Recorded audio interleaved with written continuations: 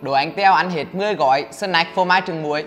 Ok em nha, Teo sẽ thực hiện thử thách này.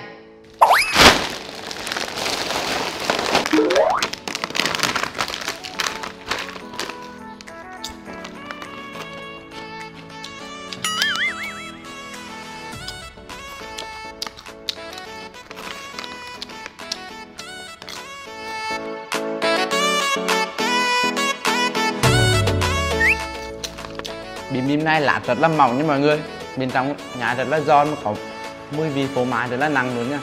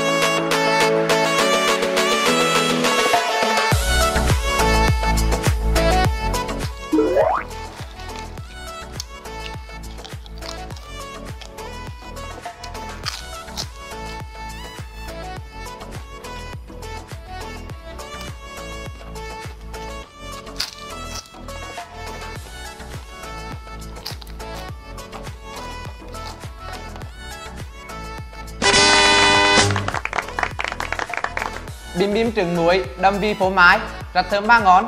Các bạn có thể đặt về ăn thử. Các bạn muốn tôi ăn món nào các bạn comment bên dưới nhé. Các bạn nhớ truy cập kênh YouTube teohaman để xem những tập mới sớm nhất nhé.